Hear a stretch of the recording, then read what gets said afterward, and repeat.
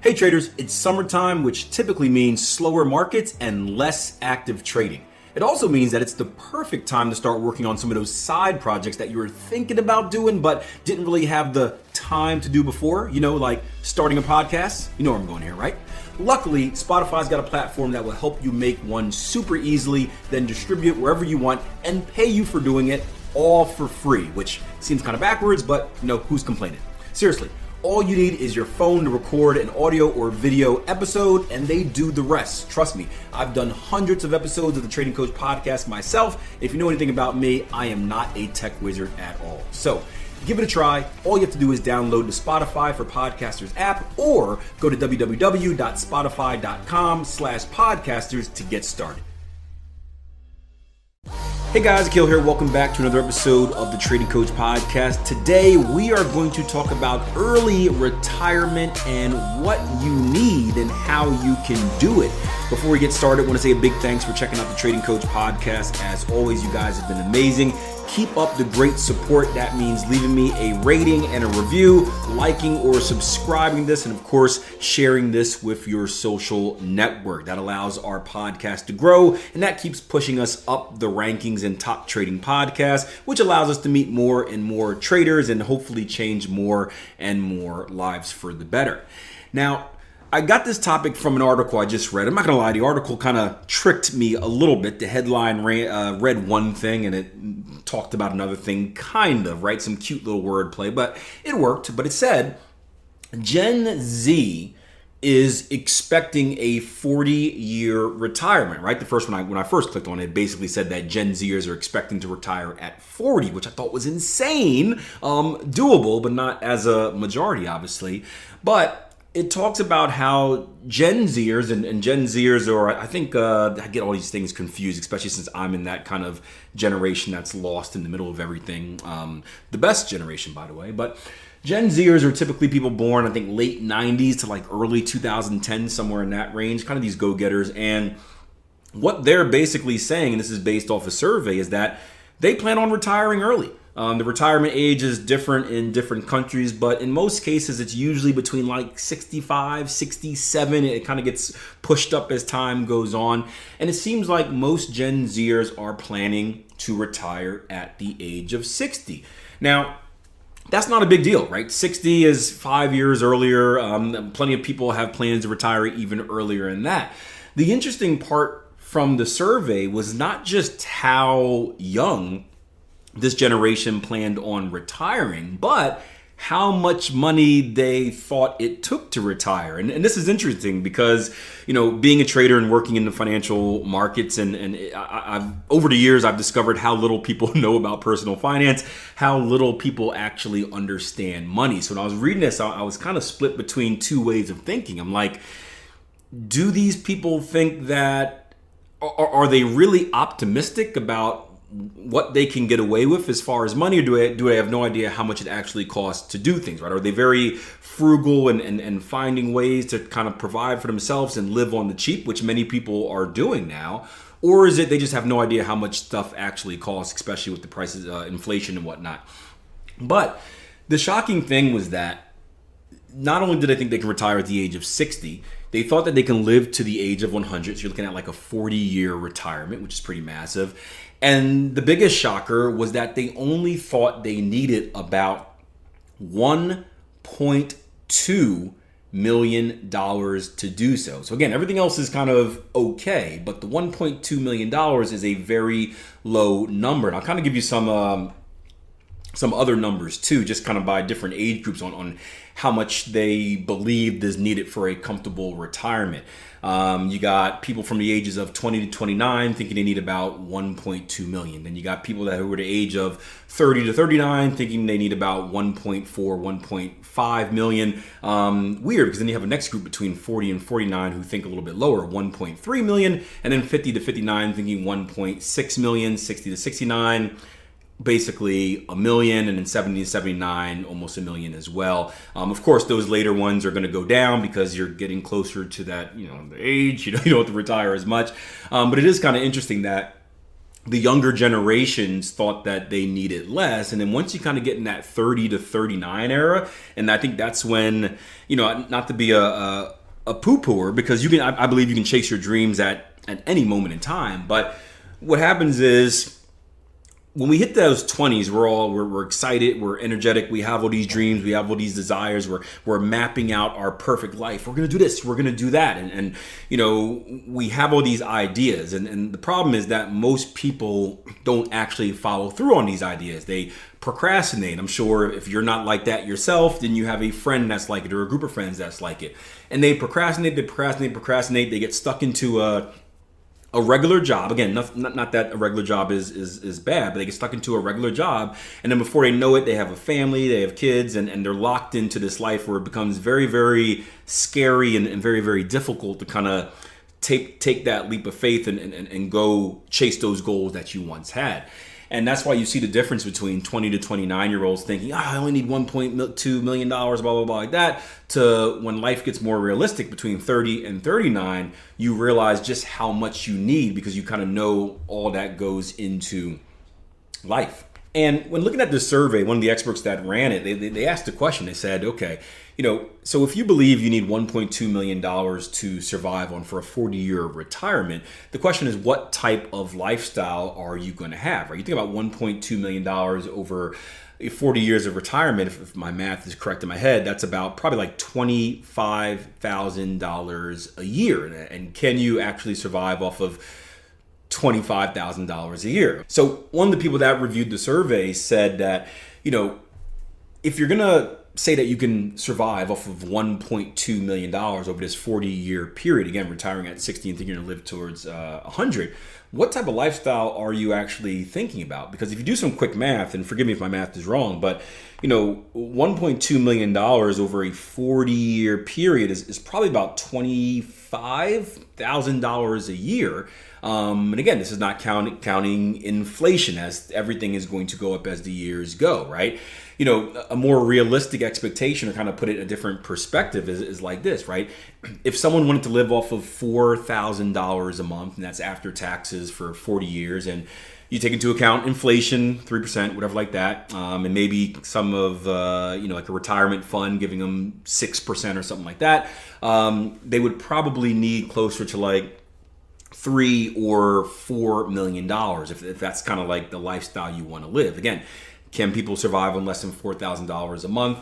Yes, but also, what type of retirement do you want to have? Do you want to retire and just do the bare minimum, just survive? No. Like, if you're like me, you want to retire and have fun. You want to go on trips. You want to do all the things that you probably didn't have a chance to do while you were working and taking care of the kids and had all of these other commitments. So again, I don't think, when they're thinking about this number, $1.2 million, they're not thinking about living the perfect lifestyle. And again, my guess is that they shift and they're thinking more so just survival, and it's not realistic. Now, here's where I want to get into the interesting part of the topic, because I'm not a big fan of coming in and telling people what they can't do, right? I've had so many people say that to me in my career. I have so many people still say that to me now, and I think it just doesn't do anything valuable, right? I think you want to be realistic, don't get me wrong, but you also want to be optimistic, and you want to think of ways that you can get stuff done and then kind of work backwards from there. So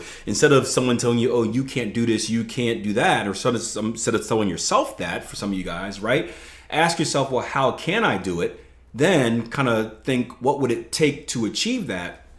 And then ask yourself if you are willing to do that. So let's say we are someone that is a Gen Z, or you're in your 20s right now, and you've got this dream, you're thinking about retiring at the age of 60 and living this lavish life.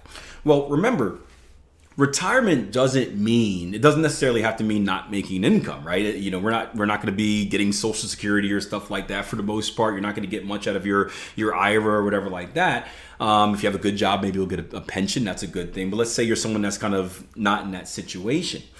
Well, it's one thing you can still retire and make money. And the way you can retire and make money is exactly with what we teach and what we do. It is trading. It is investing. It is putting yourself in a situation. It can be business ownership as well. It's putting yourself in a situation where you can continue to make money without you actually putting in the day-to-day work. So if you are a business owner, an entrepreneur, you can, either sell your business, right, and make a lump sum there. You can still own your business and put someone else in charge of all the day-to-day and still collect your ownership, whatever check like that. If you are an investor, right, or a trader, it means putting yourself in a position where you can consistently extract money from the financial markets. And this is the beauty of trading, that flexibility.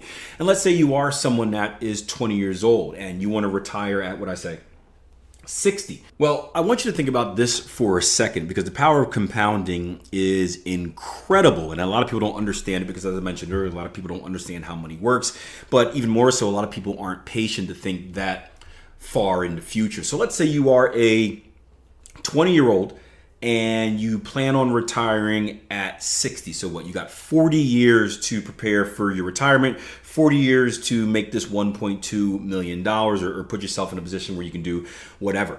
The key is you want to break that up, right? There's two ways of thinking about it. One, you can think short term. One, you can think long term. Short term is kind of you do as much as you can now, find that get rich quick scheme, and that makes you all the money in the world, and boom, you're set.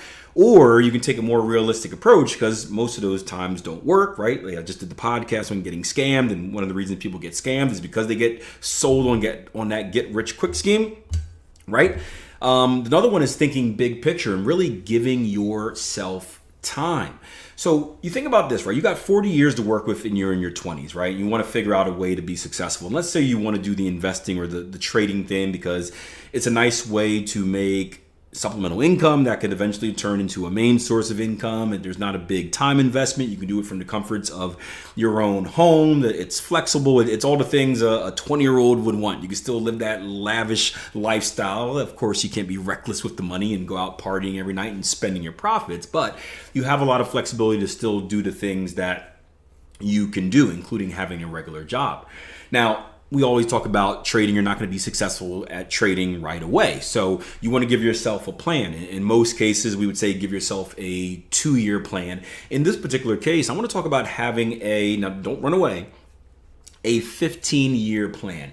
And it's not a 15-year plan to get good at trading, but it's a 15-year plan just to kind of give yourself time to get good, but also save and have enough money invested. So what I mean is you take a few years to learn how to trade. Obviously, you don't have a lot of money in most cases in your 20s. You're probably dead broke coming out of college. So you have time to get that real job, kind of get your feet settled and get your financial situation under control, till you're at the point where you can start taking some of your excess money and putting that towards funding your trading account. And let's say that 15 years in, by age 35, there's some setbacks. Maybe you try a startup business and it fails. Maybe you have some kids and you realize how expensive kids are to each out a house and home. That's what I'm going through right now. But let's say it takes you 15 years. By the age of 35, you've mastered, air quotes, mastered, whatever that is, the skill of trading. You are a good trader. You are a consistently profitable trader. And by the age of 35, so this is 15 years later, you were able to set up $100,000 account. I'm just trying to think of a number that would be easy for me to do math, right? $100,000 account. And well, now you're 35. You still want to retire by 60. So you still have 25 years left of retirement. Now, I'm not going to be able to do all this math on the top of my head, but if you want to put it on a spreadsheet or go to like a compounding site and do it, it'll give you a much better answer.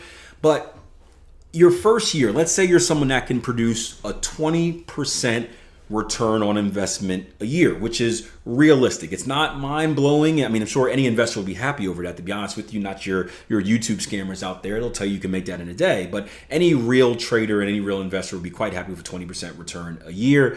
It's not spectacular. It's not a 50% or anything like that. It's not going to win you awards, but it's a solid return. Again, if you can do that consistently, it's massive, right? And again, you're in this position where you have your job and you don't need to touch this trading money. You don't need to take it out and do stuff with it.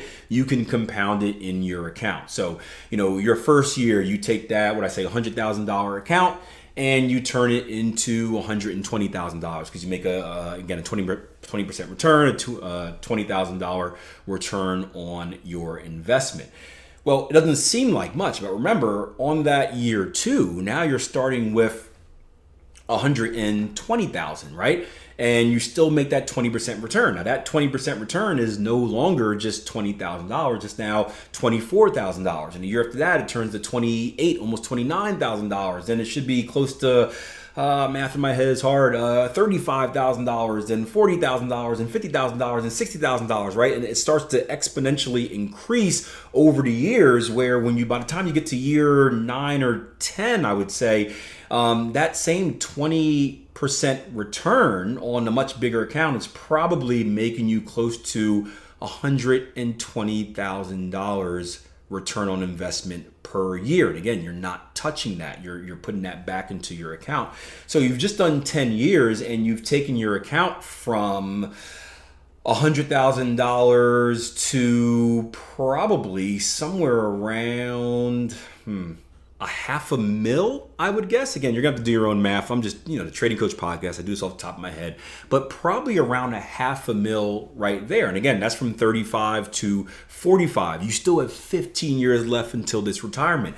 The point is, we spoke earlier about a $1.2 million fund needed to retire and never work again, and you can live off of $25,000 a year, but it's going to be a bad lifestyle. Where even if you want to live off of $4,000 a month, right, you're going to have to save about $4 or $5 million to do that.